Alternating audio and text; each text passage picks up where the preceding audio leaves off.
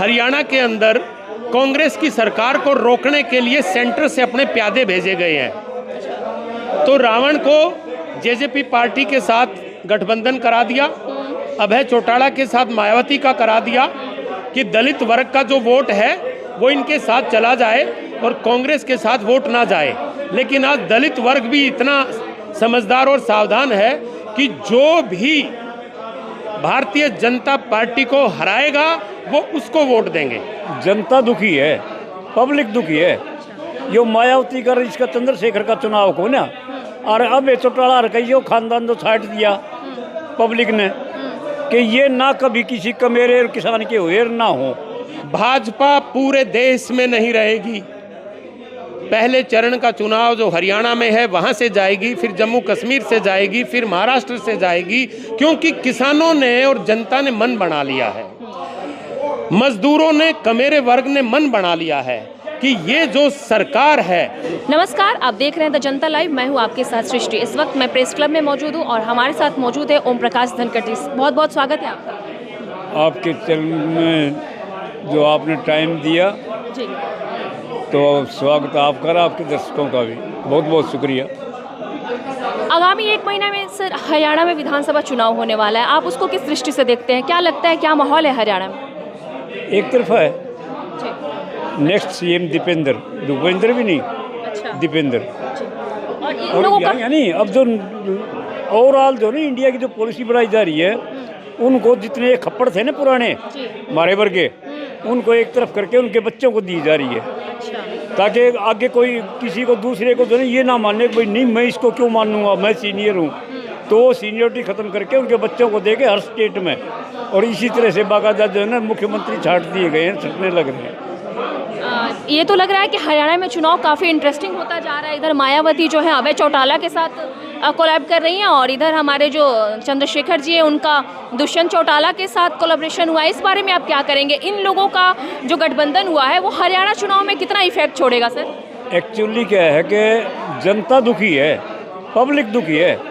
यो मायावती कर इसका चंद्रशेखर का चुनाव को ना, और अब ये चौटाला कहियो खानदान तो छाट दिया पब्लिक ने कि ये ना कभी किसी कमेरे और किसान के हुए ना हो।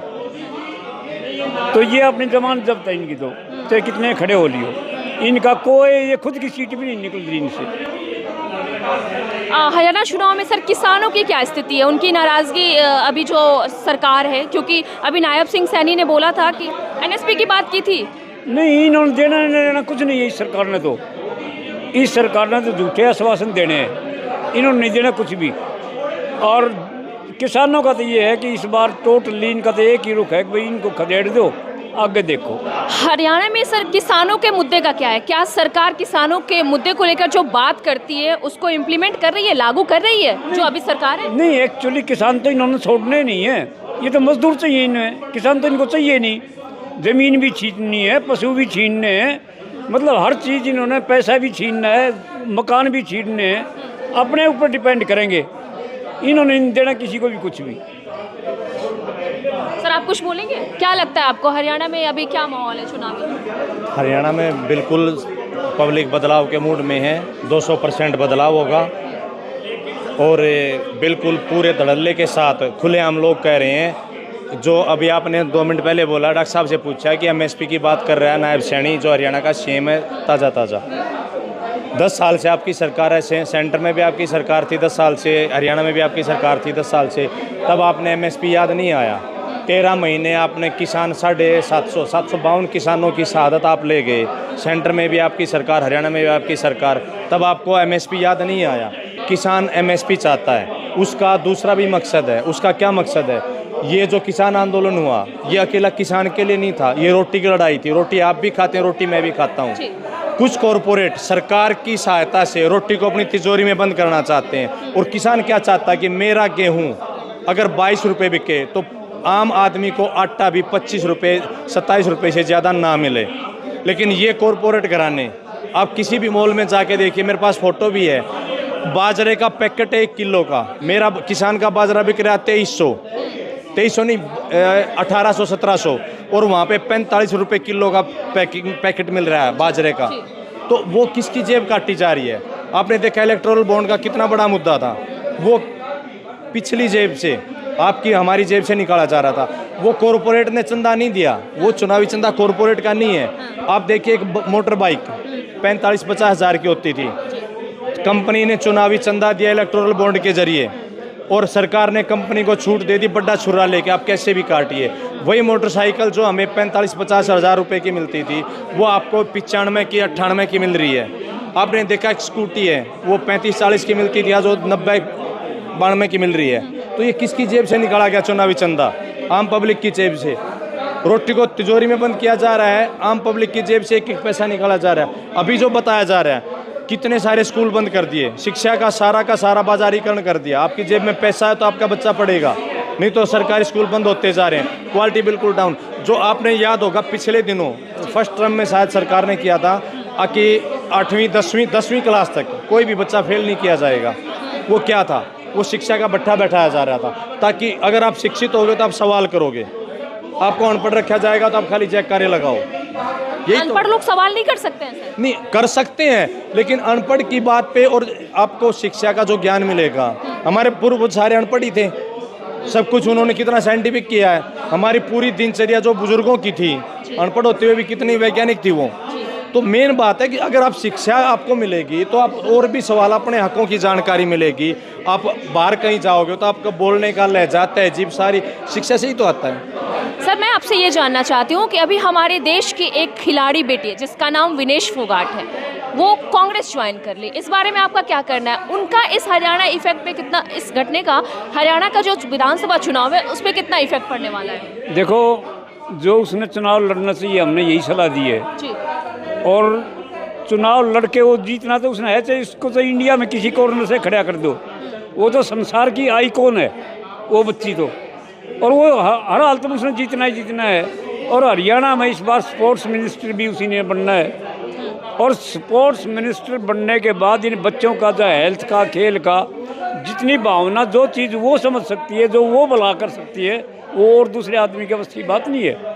और हम उस लड़की के साथ हैं और हमारी सारी खाप उसके साथ है, उस बच्ची को, और हम इसको स्पोर्ट्स मिनिस्टर की सीट पर बैठाएंगे। मतलब जनता ने पूरी तरीके से तय कर लिया है कि विनेश फोगाट को स्पोर्ट्स मिनिस्टर बनाना है सर? 100 की 100 स्पोर्ट्स मिनिस्टर भी बनाएंगे, और जो तैयारी अगली जो गोल्ड मेडल जो इन लोगों ने इन भ्रष्टाचारियों में जो छिनवाया है उसका, वो भी अगली बार लेके दोनों काम करो के दिखाएंगे इससे। हाँ, उस लड़की में हिम्मत है, जिस तरह वो जापान वाला था, इस बुढ़ापे में 40 साल की उम्र में जो है बैट दे ले गया, इसको सहरा उत्का हरा के।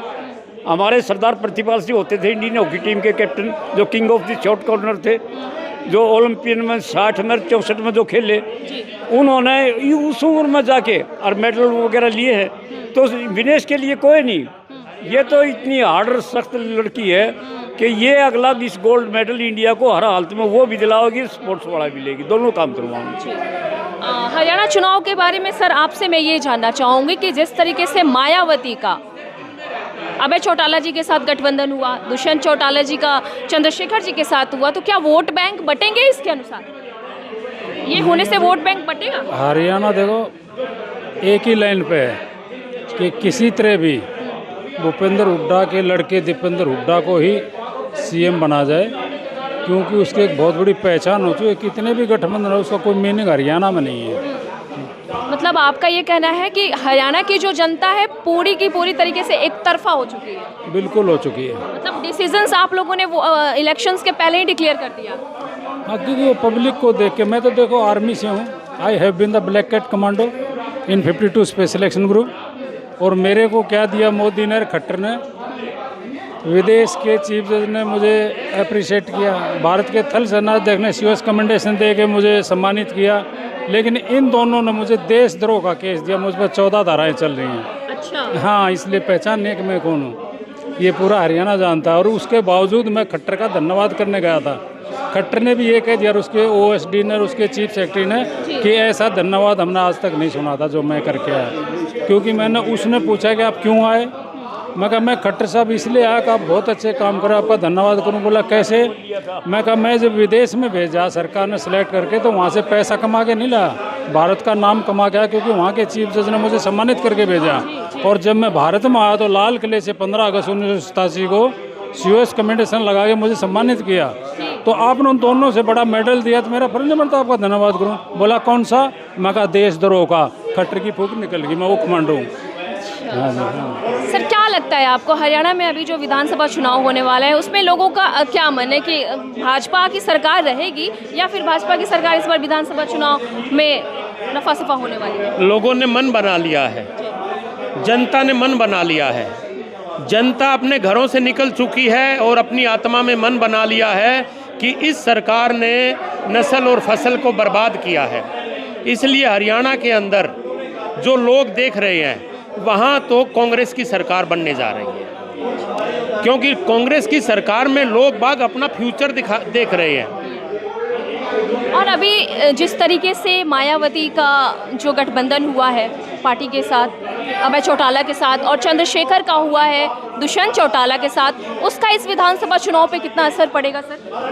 लोगों ने अब बेवकूफ़ लोग नहीं रहे, हर घर ये जानता है, हर बच्चा ये जानता है और हरियाणा की तो महिलाएं भी जानती है कि ये हरियाणा के अंदर कांग्रेस की सरकार को रोकने के लिए सेंटर से अपने प्यादे भेजे गए हैं। तो रावण को जेजेपी पार्टी के साथ गठबंधन करा दिया, अभय चौटाला के साथ मायावती का करा दिया कि दलित वर्ग का जो वोट है वो इनके साथ चला जाए और कांग्रेस के साथ वोट ना जाए। लेकिन आज दलित वर्ग भी इतना समझदार और सावधान है कि जो भी भारतीय जनता पार्टी को हराएगा वो उसको वोट देंगे। तो आपका कहना साफ साफ है कि वोट बैंक बटेंगे? नहीं बटेंगे। पूरा एक तरफा हरियाणा के लोगों ने फैसला कर लिया है कि हमें जो किसान और कमेरे वर्ग का हितैषी है और जो वो हित देख रहे हैं वो कांग्रेस में देख रहे हैं। मायावती की तो सर रैली की वैल्यू काफ़ी बढ़ गई है विधानसभा चुनाव में हरियाणा के, इस बारे में क्या कहेंगे आप? मायावती तो अब वो बुझा हुआ दिया हो चुका है कि दलित भी उसको अब अपना नेता मानने को तैयार नहीं है। इसलिए मायावती की डिमांड सिर्फ फर्जी तरीके से भारतीय जनता पार्टी की तरफ से बढ़ी हुई है, ना कि लोगों की तरफ से। हरियाणा के सर अभी जो मुख्यमंत्री है नायब सिंह सैनी, उन्होंने तो कहा था कि मैं MSP के लिए काम कर रहा हूँ, इस बारे में आप क्या कहेंगे? चुनाव जीतने के लिए कहा, जब किसान संगठन उसके पास गए तो उन्होंने कहा कि आचार संहिता लग गई, MSP किस लिए? तो ये तो मुंह से कहने के लिए बातें हैं।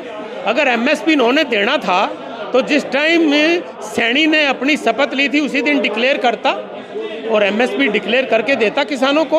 अगर किसानों को कोई MSP की गारंटी दे सकता है तो आने वाली कोई सरकार देगी जिसमें लोगों का विश्वास है।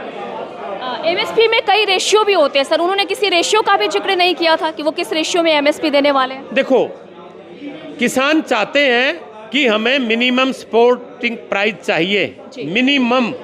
किसान MRP नहीं मांग रहा, किसान लेबर प्लस 50 मांग रहा है, लेकिन वो ये देने को भी तैयार नहीं है। और अगर आने वाली सरकार चाहेगी तो हम तो डिमांड करेंगे कि हमें MSP नहीं, हमें MRP चाहिए।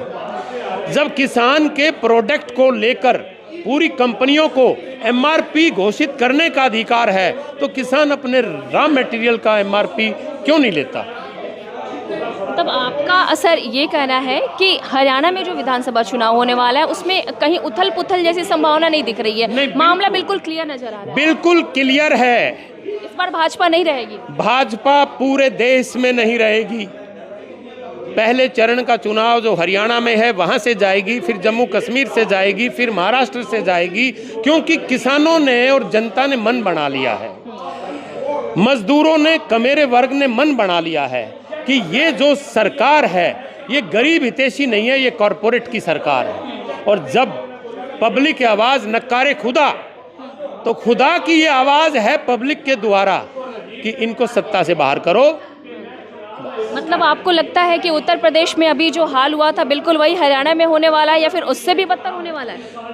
उत्तर प्रदेश में तो ट्रेलर था, हरियाणा में तो फिल्म दिखाई जाएगी, महाराष्ट्र में फिल्म दिखाई जाएगी कि लोग कहेंगे कि भागो जनता पकड़ेगी बीजेपी, तो ये कहेंगे ये भागेंगे और जनता इनके पीछे दौड़ेगी।